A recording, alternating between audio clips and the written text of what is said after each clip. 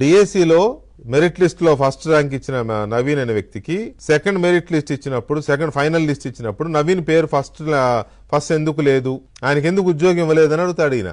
దానికి లోకేష్ గారు అసెంబ్లీలో చెప్పిన క్లారిఫికేషన్ ఏంటి అంటే, సర్టిఫికేట్ వెరిఫికేషన్ కి అతను రాలేదు, సర్టిఫికేట్ వెరిఫికేషన్ రాకపోతే ఆటోమేటిక్లీ డిస్క్వాలిఫైడ్, అందువల్ల అతను ఫైనల్ లిస్ట్ లో లేడు అని చాలా క్లియర్ గా చెప్పారు. ఫైనల్ జాబితాలో లేడు అని ప్రభుత్వం కేటగారికల్ గా ఇప్పటికి 100 సార్లు చెప్పింది. నేను చంద్రబాబు నాయుడు గారిని అబ్బా కొడుకుని ఇద్దరిని ఒకటే అడుగుతాను. క్యాండిడేట్ ఐడిని బ్లాక్ చేసి కాల్ లెటర్ పంపనప్పుడు ఆ నవీన్ సర్టిఫికేట్ వెరిఫికేషన్ కు ఎలా రాగలుగుతాడు?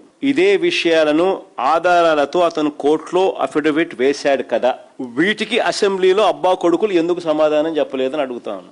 వెరిఫికేషన్కి రాలేదు, వెరిఫికేషన్కి రాకపోతే ఎలా ఇస్తామని అంటాడే తప్ప, వీళ్ళు ఐడిని బ్లాక్ చేశారని గాని, వీళ్ళు కాల్ లెటర్ పంపలేదని గాని, అందుకనే నవీన్ అనే వ్యక్తి వెరిఫికేషన్ కు రాలేకపోయాడని గాని, అందుకనే నవీన్ అనే వ్యక్తి తనకు అన్యాయం జరిగింది న్యాయం చేయమని చెప్పి కోర్టులో అఫిడవిట్ వేసాడని గాని, కోర్టులో ఫైల్ చేశాడని గాని ఎందుకు అబ్బా కొడుకులు అసెంబ్లీలో చెప్పలా?